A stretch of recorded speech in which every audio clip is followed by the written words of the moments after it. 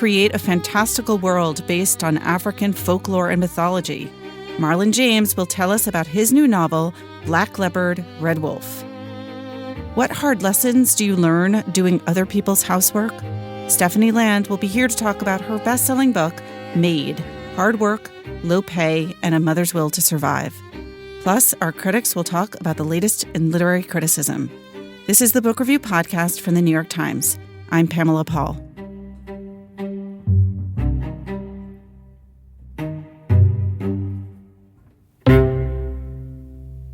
Marlon James joins us now. He is the Booker Prize-winning author of A Brief History of Seven Killings and other novels, and his latest is called Black Leopard, Red Wolf. It's reviewed this week in the Times by Michiko Kakutani.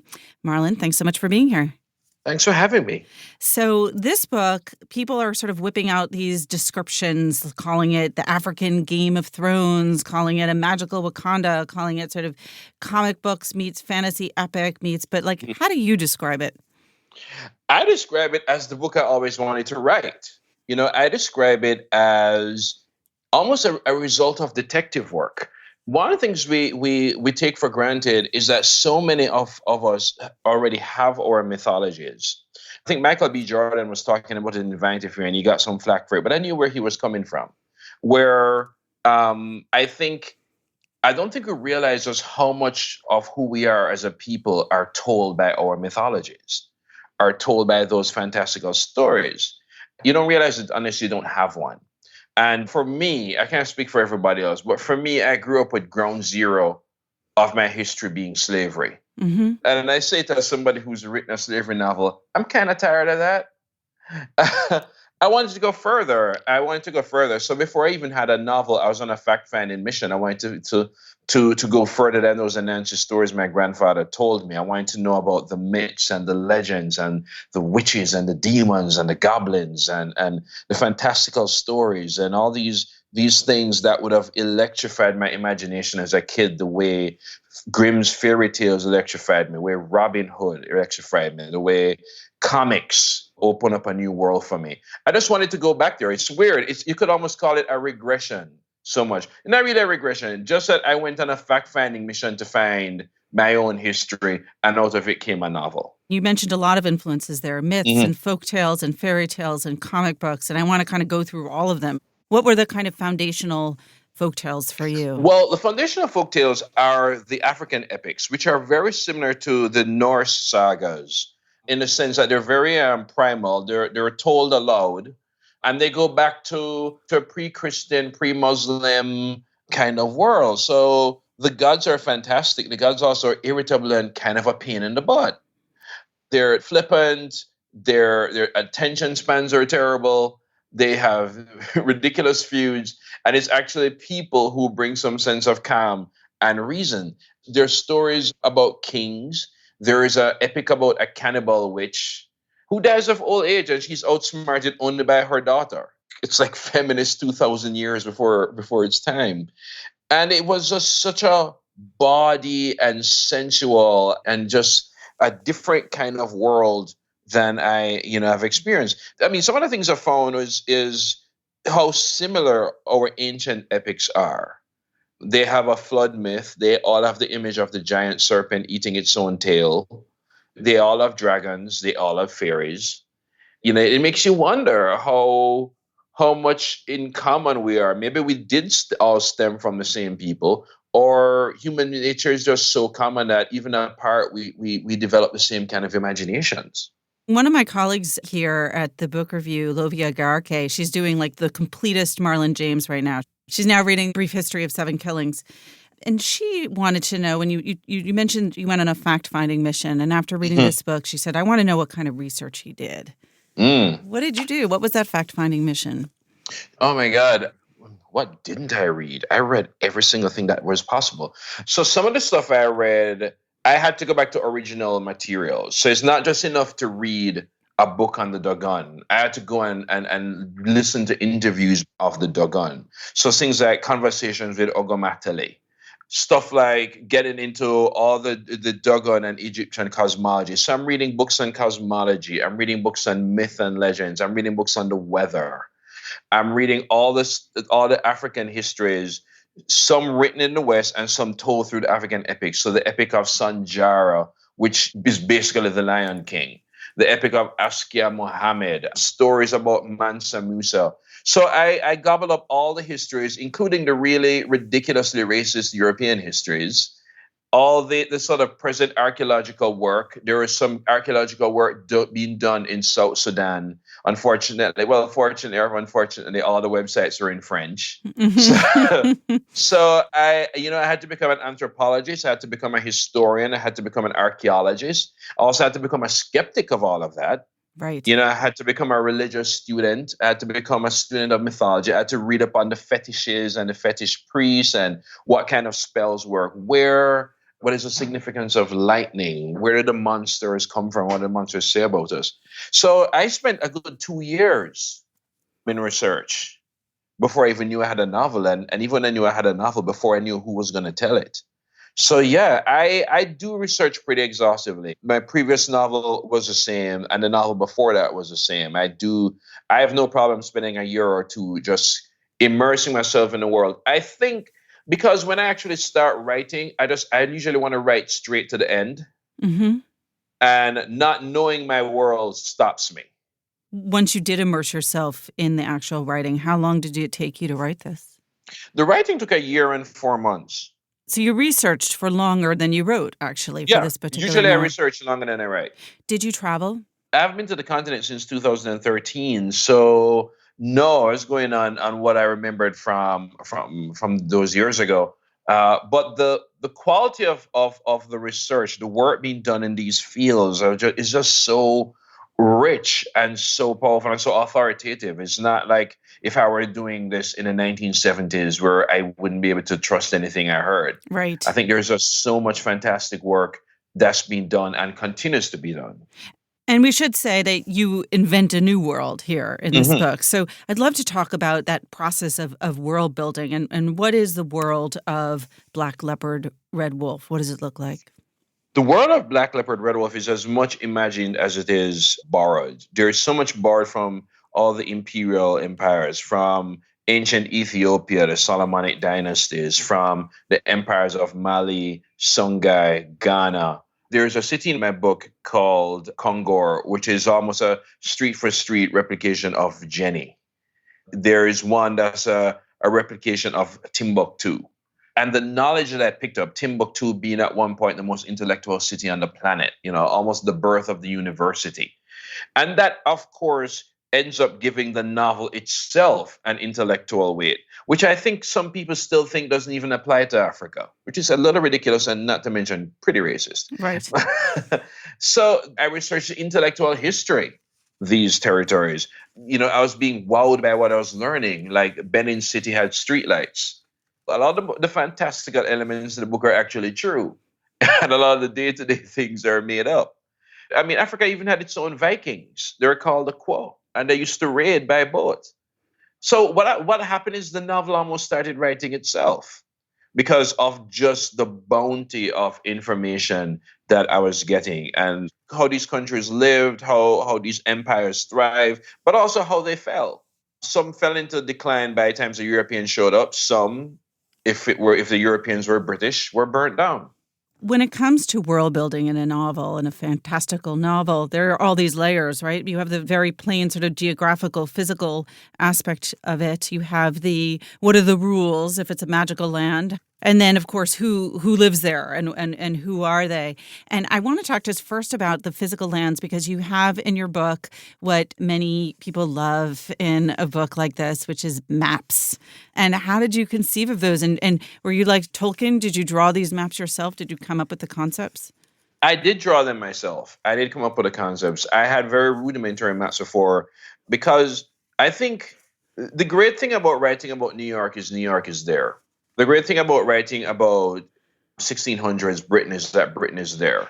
When you're making up Middle Earth, or you're making up Wakanda, or you're making up the worlds I'm making, you actually have to do two contradictory things. You have to spend a lot of time building everything right down to the dirt. Then you have to make it look as if you didn't. Mm-hmm. Otherwise, your book will read like a tourist manual.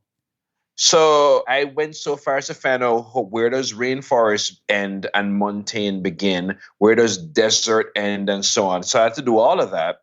At the same time, with all of that huge knowledge in my head, I still had to take it to the point where the characters just move in the space. Did you go into this knowing this was the beginning of a trilogy? I knew it was more than one story. I didn't know it was a trilogy, and I didn't know it was a trilogy until I spoke to my friend Melina Matsukas.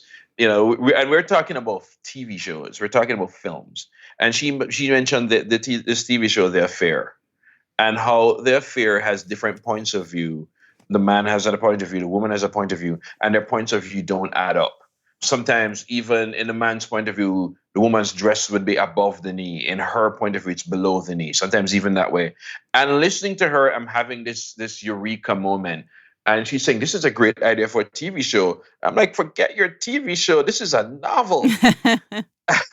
And then it immediately hit me. This is 3 novels, because I was still thinking in terms of how we usually think with fantasy. Part 1, part 2, part 3, they pick up where each other left off. And I was like, no. What if it moves associatively instead of linear, in a linear fashion? What if it's 3 people telling the same story? What if Rashomon were 3 movies? Mm-hmm. But there's precedent, of course. There's the Alexandra Quartet. Jane Gardam's Old Filth is actually a trilogy of novels told from different points of view. So there is precedent. But it just struck me as a very unique and a very African way of telling a story. I remember my grandfather telling me the same Anansi story 4 days in a row, but each day something changed. And you were surprised how easy that made for a different story. You and I looking at somebody grabbing a bag of potato chips, you might think he's a glutton, I might think he's starving, even though we're seeing the same thing. So the idea of 3 people seeing the same thing and coming up with radically different eyewitness testimonies was really fascinating to me. So that's when I knew it was 3 stories. Thank God for discussions with film directors. So who are your 3 narrators across those 3 books? So the first narrator, of course, is Tracker, a sort of a searcher, bounty hunter for hire, who tells the first story. The second is she's called the Moon Witch. She's called Sogalon in novel. And this is not a spoiler, but Sogalon does not end up very well and does not come off very well in book 1. So it's going to be interesting if she tells book 2. It's sort of like if we rewrite Othello and let Iago tell the story. Mm-hmm. So she tells book 2, and book 3 is a surprise. So people are going to have to wait. I was going to say, like, we know, I could tell who the first 2 would be, but all right. So, and do you have it all mapped out in your mind how it's going to be from the beginning, or did it emerge as you were writing this one? Yes and no. I had it all mapped up because I'm an overplotter, and I have plot books upon plot books and diagrams and all of that. And that's not even enough. In my office, I have Post-its all over the wall. You don't even know what color the wall is because I plot out everything. And here's the thing. I do all of that and promptly ignore it. I think I just do that to clear my head because characters are people and people do things you don't like. People do things out of the blue. People do 2 things we never count on. They surprise us and they disappoint us. You don't really see either coming, which is why disappointment disappoints and why surprise surprises. And when you're writing a character, at some point when they become human, you have to let them go to do things that maybe you hadn't planned. And that's how I learned that writing my second novel. And it was not an easy lesson because I had very clear ideas about what I wanted for that novel. And that's not what happened. Well, let's talk about what happened because you brought up plot, which I'm glad you did, because at this point people are wondering, what is this book about? So it starts with a missing boy. So in Black Leopard, Red Wolf, a slave trader approaches a group of mercenaries who were not connected. They had not met each other before, and gives them the very strange mission of finding a child who has been missing for 3 years. The child has no connection to the slaver, so that alone is suspect. The mission takes them through several months, and at the end, we know the ending because the book opens with the ending. The child is dead. So we need an explanation. The slaver needs an explanation what happened. There are only 3 witnesses, and each witness's testimony is a separate book. So the tracker is the first witness, and the book is basically, it's actually literally his deposition. And the other novels would be other eyewitness accounts of what happened. How did this mission go so badly that the person they were supposed to rescue, they ended up destroying? And one of your major characters is a shapeshifter. Talk about that. The Leopard. Oh man. Talk about, one of the problems I find when I write novels is I fall in love with supporting characters and sometimes they run away with the book. And my second novel was a supporting character who ran away with the book. So I tried very hard not to run away with Leopard because he's a shapeshifter. Shapeshifters are cool. Yes. He changes into a leopard. He's loud and boisterous and rash, and he has these uncontrollable appetites and desires. There's a scene where they're about to head out, and Tracker says, "You need to have a bath, Leopard." So he just licks his knuckles and go, "I'm ready." Reminding you, he is a cat. For me, he carries sort of the wilder spirit of the novel. He, to me, is like Walter Mosley's Mouse, if you read the Easy Rawlins stories. And if you read Easy Rawlins, you can see why Mouse sometimes nearly runs away with a story. Because he's a reckless guy. He's a carefree guy. He's a guy we fall in love with, and he's bad for us. Mm-hmm. And he was so much fun to write. But he is sort of the sidekick, but in a way, he's nobody's sidekick. As I say, he's a shapeshifter. In a lot of African mythologies, the were creatures, were meaning W-E-R-E, are never canine. There are no werewolves. There were lions and were leopards and were cheetahs. I like that. It's the cats that shapeshift, not the dogs. This whole idea of shapeshifting too, it's like an interesting way of dealing with identity, and it feels like the world in this novel is also a very gender fluid world. Absolutely. People shift forms, they shift genders, they shift identities. And that actually was a product of the research. That was not me trying to put a contemporary spin on a novel. That's the old stuff. That was finding out that there were tribes in Africa where you knew who the gay men were because they were the only men trusted to take care of brides to be. Mm-hmm. If I know that if I know you're not one for the ladies, then of course I'm going to trust you guarding my bride overnight. It was common knowledge that they had an actual social purpose. That's mind-blowing, especially if what you know of contemporary Africa is all that homophobia.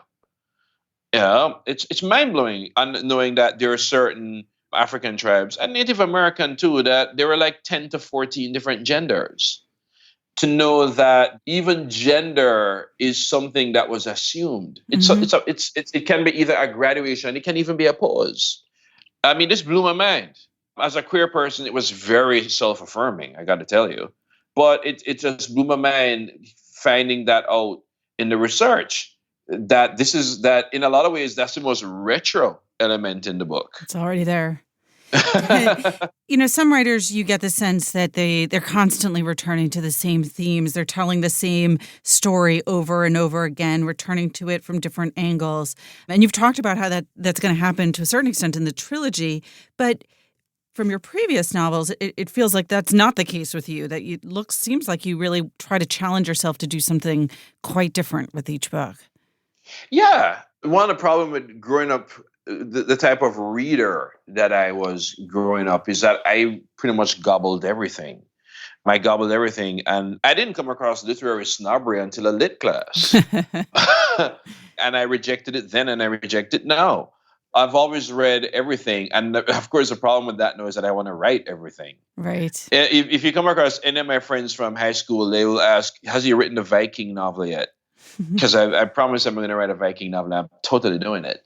But I just have always had an omnivorous attitude to literature, and I think it reflects in what I read, and it also reflects in what I want to write. I do think there are some commonalities in all the books. For one, almost all the books have women faced with monstrous struggles, usually set by men. That's certainly one thing that runs through nearly all of them. But I am narratively promiscuous. I just like going in a different territory than I have before. I mean, this is going to be a challenge for me because this is the first time where I'm staying in the same world for 3 actual books. It helps that one character is 313 years old, but I've always sort of followed my pretty reckless attention span and just write something that's completely different from the one before. All right. Well, we'll have to wait 2 more novels before we get to that Viking novel, hopefully in time for like a major high school reunion for you so that you can you go back and say you've done it. I don't know. My high school reunion would be like Heather's. For many of us. Marlon, thank you so much for being here. Thank you so much for having me. This was great. Marlon James is the author of A Brief History of 7 Killings, John Crow's Devil, and The Book of Night Woman. And his most recent book, the beginning of a trilogy, is called Black Leopard, Red Wolf.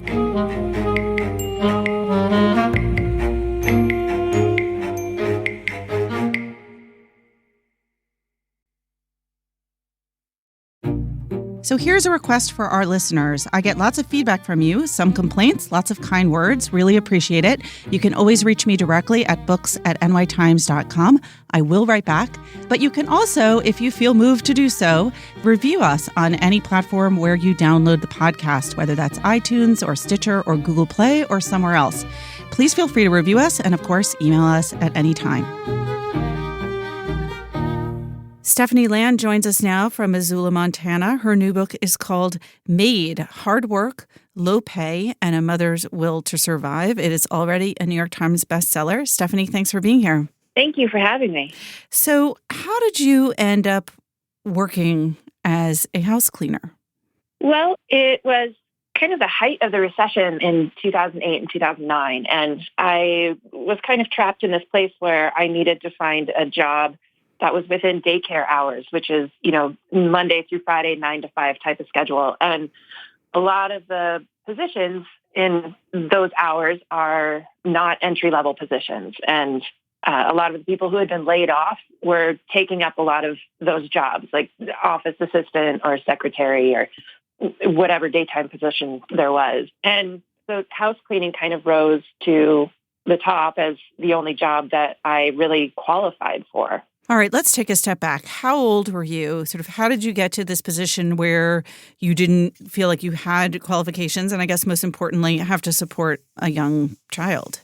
So I was 30, I think, at that point, or maybe 29. Mia was a year and a half old, and we had been living in a homeless shelter and then transitional housing. And I did, whatever odd jobs I could find, like landscaping. And I was cleaning houses and businesses of a few friends, but nothing that was really sustaining for the long run. And I guess, that was kind of the place I was in because I'd been kind of like doing whatever job I wanted to do throughout my 20s and figured I would someday settle down and go to college when I really knew what I wanted out of it. So my job history and my resume was mostly coffee shops and like doggy daycare and, things like that. But I had never had any trouble finding a job before that.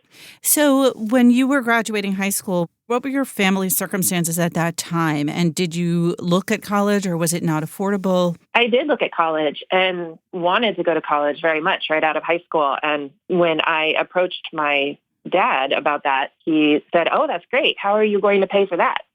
And I was kind of taken aback and surprised. And he had set up a savings account for me, but it, at the time would cover maybe a semester or two of college. And so I just decided to go to work and wait until I knew exactly what I wanted out of a college education and before I even started. You didn't really have anyone to fall back on when you were trying to basically make ends meet with a 1.5-year-old daughter. No, not at all. I honestly felt like my family kind of turned their backs on me, not only not having anyone to fall back on. What about Mia's father? He was angry. I think he felt kind of forced into that situation of being a father. And I think he blamed me for a lot of his hardship and having to pay child support and having to arrange his schedule for visitation. And so Mia suffered because of that. Did he not want to have her? I mean, did he want you to terminate the pregnancy? He did, yeah. And I decided to not do that because I guess I figured he would come around. My parents got pregnant with me when they were 19. And I guess I just kind of assumed that eventually he would be happy about it. When she was born, he was great for a couple of months, and then it just kind of went sour. So the advantage of cleaning houses to get by was really the flexibility, right? But according to you, one of the things that makes this kind of work so difficult is the unpredictability of it, right? I mean, there's no protection for you. What happens when people would go away for vacation or decide that they didn't need you any longer? There isn't anything like severance or anything like that. How did that affect the way that you were able to budget things, the way that you were able to sort of plan for childcare? It affected me very deeply. I mean, to a lot of people, house cleaning is the first thing to go if they need to stay home for the day, or even if they need to tighten their budget. It's an extra kind of treat. And so I felt like I was very disposable in that sense. And I don't think my clients really understood that by them canceling on a whim, I could possibly not pay rent that month. Did you ever feel like they saw you as a person? Some of my clients did. I mean, there's some clients in the book that I actually name instead of just naming their house. And those people recognize that, not only did my time have value, but that I worked very hard. Did working in these homes and sort of being in these people's lives in this intimate way, did it make you more class conscious? I imagine that it would be hard to kind of not feel resentful or angry. Yeah, sometimes I think I felt that way.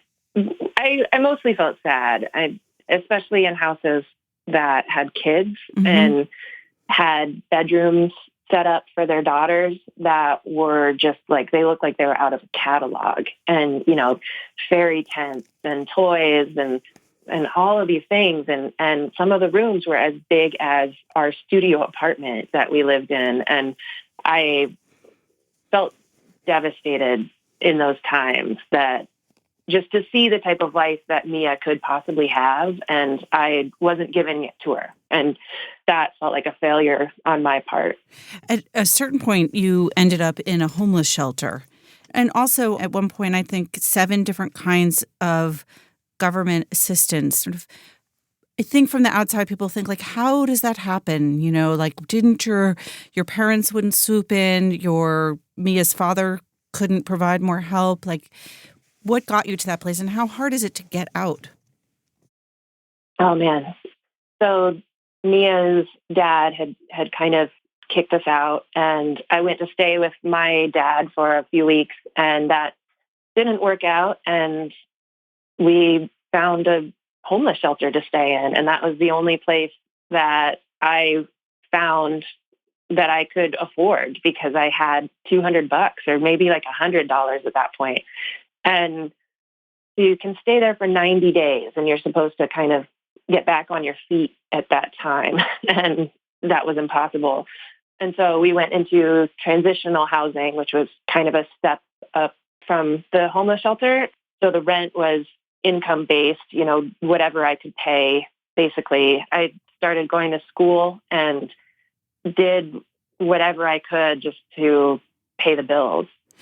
What were the different kinds of government assistance, and how hard was it to navigate the system in order to get that help? Well, at that point, you could apply for one thing and it would qualify you for several others. Now that is very different. You have to apply for everything separately.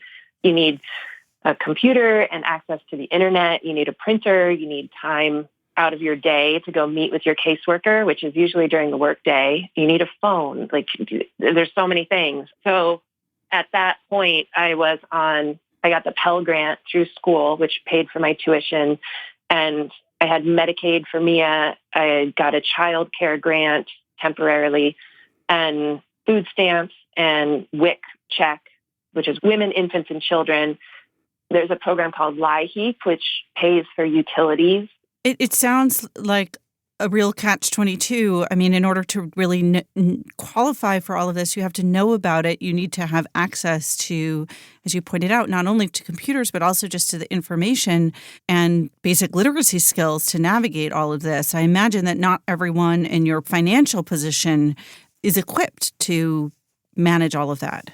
No, and I found that caseworkers aren't necessarily always forthcoming in what resources there are. I had a lot of help through my advocate through the domestic violence center that was in town. They had flyers printed out. They had all of these scholarships that they knew about. And so they really helped me in just finding resources. And so a lot of the times it was kind of pounding the pavement and walking to different offices and just getting myself set up so that I could focus on my kid and work and school. But it took a lot of time to get everything set up. I mean, it was, at some weeks, it was a part-time job. So you're handling all of this paperwork. You're going to school part-time. You're working. What is this like for you as a parent? I mean, how sort of emotionally and physically available did you feel like you could be, and how much time did you have? I really didn't feel like I was connecting with her a lot of the time. That was one of the reasons why I started writing in like an online journal or a blog. Or I tried to sit and force myself to write for 10 minutes a day and keep a record of moments of connection that we had. Because to me, like looking back at the last month, it felt like we were kind of roommates in a sense. Like we kind of orbited around each other and didn't really have moments of connection. And sometimes we did, and I was just so exhausted. I wasn't even there to really appreciate it. So I started writing about it. How old is Mia now?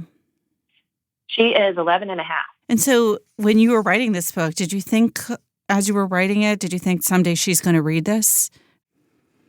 Yeah, I thought about that very much. I tried to write scenes through her eyes, I guess, and tried to keep the focus very much on my story and my reactions to what was happening around me. I think there were some things, that I had to talk about just because it was such a struggle for me in parenting her. But I tried to keep in mind that she wasn't even going to be reading about herself. She was going to be reading about her dad and what happened with him and our relationship. And I've talked to her quite a bit about it, or I've tried to. She's reading the book right now. And so I kind of try to bring it up like, hey, so what do you think? And she's like, it's fine. And I was like, but what do you think? Like, she's like, it's fine. It's great. And I'm like, okay. And I'll be right here if you want to talk about it some more. I think it's not really going to hit her until she's maybe older and she can see the big picture. And I tried to write it out of love for her. I tried to focus on what an amazing kid she is and just plainly write about what we were going through instead of trying to tell her story. How did you get to writing this book from, that time where you're working around the clock basically and blogging on the computer to sort of get by emotionally, psychologically, intellectually? How did that become this book, Maid? Well, I ended up going to college at U of M in Missoula and got an English degree and treated it like an undergraduate creative writing degree. Like I went to every writing workshop that was available, took, anything and everything that I could to make it a creative writing degree. And in one of those workshops, I started this essay called Confessions of the Housekeeper. And my classmates, like they had no idea what to do with this essay. Like, I'm a single mom talking about scrubbing toilets and they're writing about their year abroad. And and so when it was workshopped, my professor, he is David Gates. He's a pretty well-known writer, I guess. Yeah. It's a great critic. Kind of he sat back and he read one of the paragraphs from the essay, which he had never done before. And he just like dropped the paper and just said, "Solid gold, man, solid gold." Oh, wow. And so I'm like, oh, well, maybe I'm onto something here.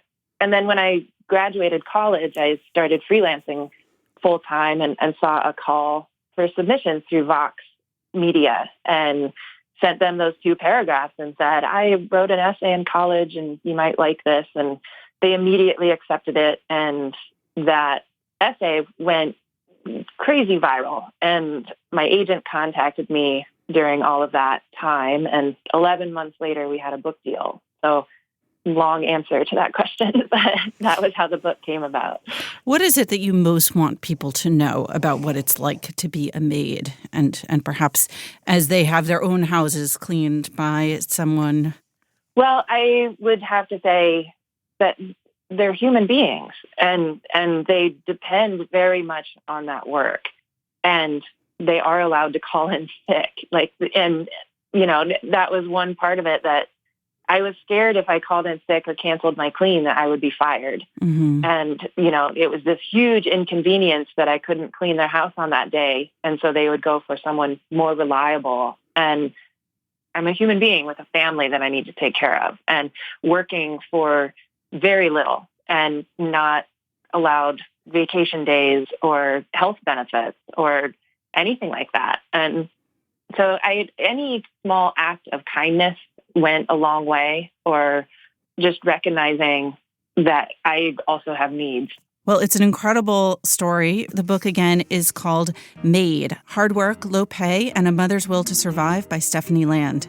Stephanie, thanks so much for being here. Thank you for having me.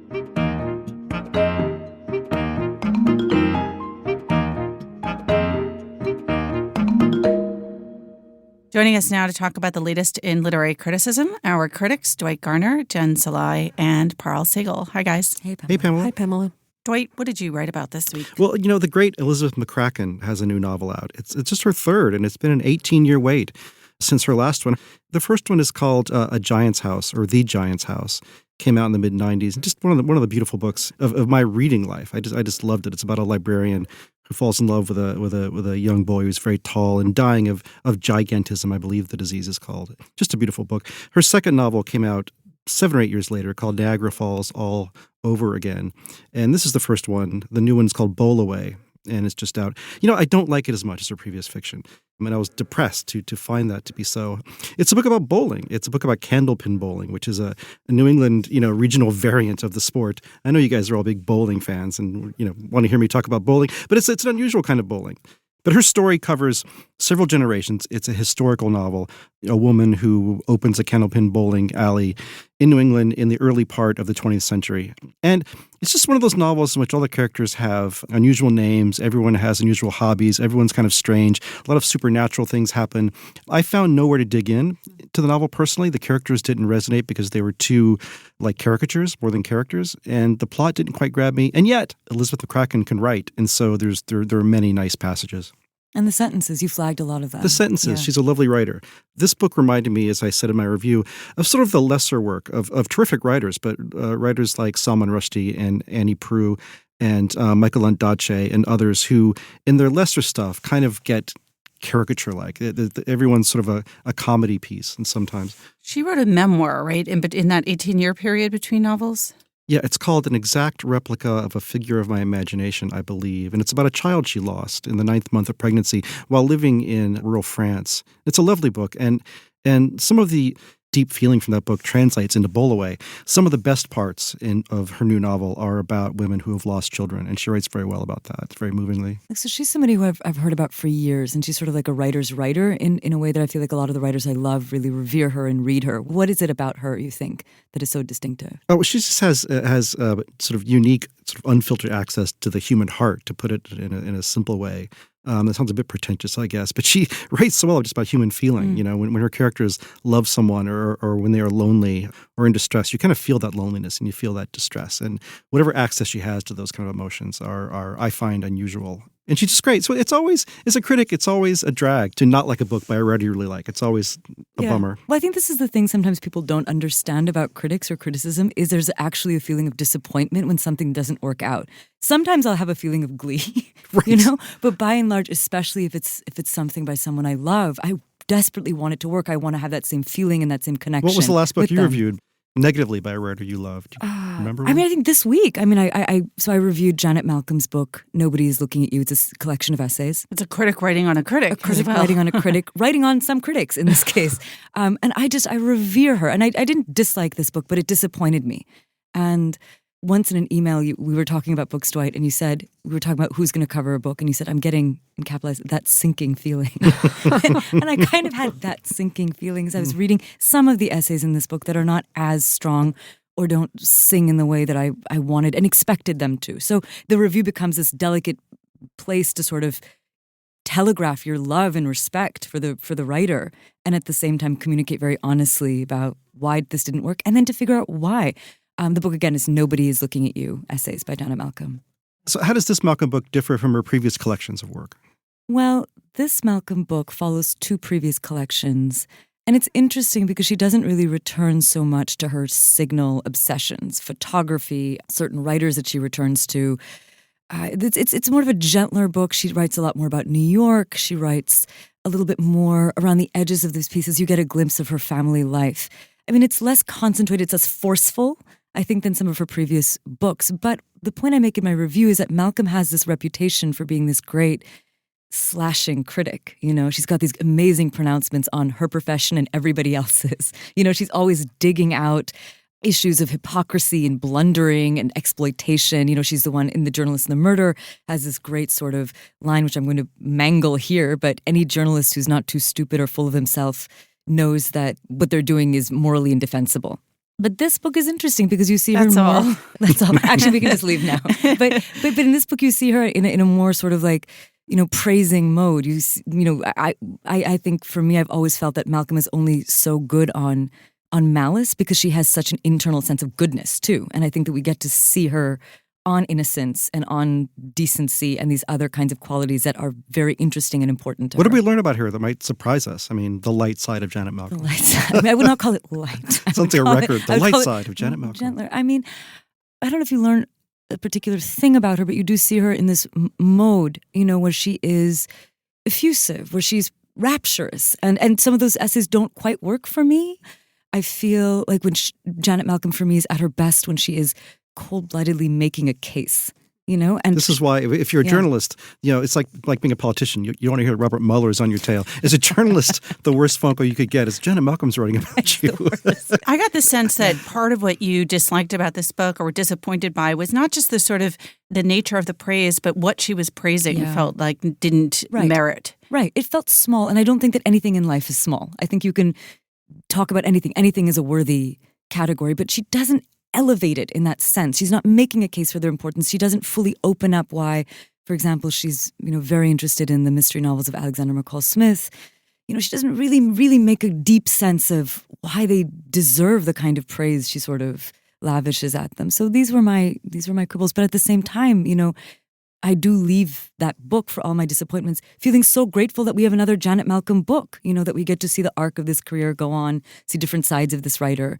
So there's a lot of gratitude. Two somewhat disappointing books by writers we admire. And Jen? And a book that I really loved by a writer that I hadn't read much before. So the book I reviewed this week is Midnight in Chernobyl by Adam Higginbotham. And it's, as the title suggests, it's a book about what happened at the Chernobyl nuclear plant in April of 1986, when there was essentially a partial meltdown of the core. And so this is a book that looks at what led up to the disaster as well as what ensued in the decades afterward. So it's a combination of historical research into the archives. He also talked to a lot of the people who survived. And he really weaves together these different elements into a story that's just completely compelling. I mean, I hate to say it's thrilling because that sounds like it's making light of an issue that obviously was incredibly awful and horrific. But the moment of the disaster, at the point at which he gets to that part in the book, he's already given you sort of a primer on nuclear fission. So you have at least a very basic understanding of the elements at play and what might go wrong, and then they all go wrong. He spent, I think, more than a decade working on this book. He initially started working on it because he went to Chernobyl in 2006 on the 20th anniversary to talk to some people, and then took it from there. He really started digging and digging and digging. And, as he was doing that, he looked into some archives that were being declassified, and some of the stuff that he found there, he found very helpful. But as he makes it very clear at the end of his book, also a lot of records were destroyed. Some of the records were perhaps purposefully misleading. So he had to find corroborating sources. He talked to people who lived in the nearby town of Pripyat. I'm not sure if I'm pronouncing that correctly, but that was the town that housed the people who worked at the plant as well as their families. And it was a town of 50,000 people that, now, as in pretty much the entire exclusion zone, which constitutes, I think, 1,000 square miles around the plant. Technically, it's uninhabitable, but there are people who do live there. But Pripyat is abandoned. And The Guardian did a piece about the older women of Chernobyl. Oh, do you know really? about this? No, I don't know. There's about a whole this. group of older women that either grew up there or have some connection with it that just moved back. And Yeah. they're called the grandmothers of Chernobyl. They're kind of like, you know what? I have so many years. Yeah. This is still my home. Well, this it's is what I great. know. And they're like living there with a couple of like radioactive dogs. Right. Well, that was It's the other amazing. thing. Yeah, it it's is still amazing. home. You Yeah. know? Well, so I have a question. So in your review, Sure. you point out that there are a bunch of like other books that have been coming out about Chernobyl. Was there a sense that this book brought some really different information to light, something new? For me, what was new in the book, because other people have talked in terms of the historical and political context of what allowed Chernobyl to happen. The way in which the Soviet government aggressively pursued this nuclear program in such a way that really cut corners because they had to save money. And then on top of that, because of the secrecy, because of the creaking bureaucracy, all of that stuff made for a system that turned out to be incredibly brittle. And so Higginbotham, he also adds some of the eyewitness testimony, which we've seen in some other books as well, but he adds the reporting that he's done talking to people directly. He's also uncovered some people that I didn't know about. There was a woman, I didn't mention this in the review, but there was a woman who was the chief architect of Pripyat, and she really helped with the evacuation. She stayed put pretty much the whole time. She was really this astounding woman who wasn't allowed at the time to apply for official membership, I think, in the Communist Party because of something her father had done, perhaps.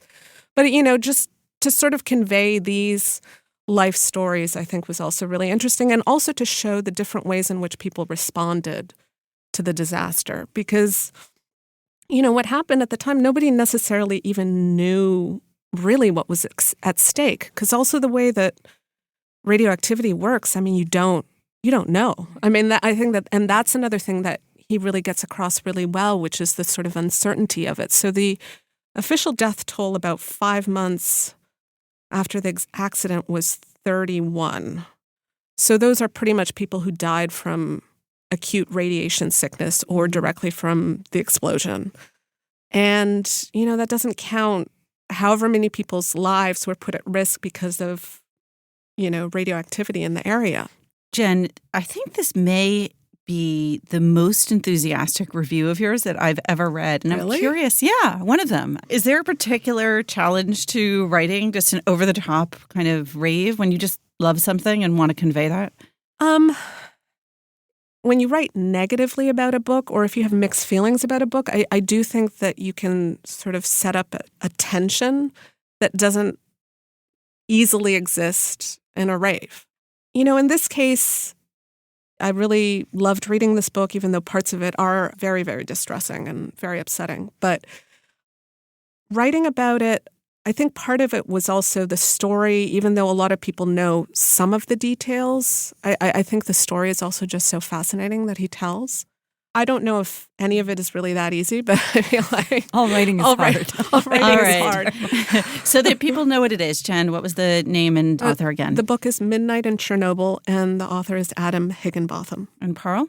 Nobody's Looking at You by Janet Malcolm. Wait. Bowl Away by Elizabeth McCracken. All right. Thanks, all. Thanks. Thanks. Thank you.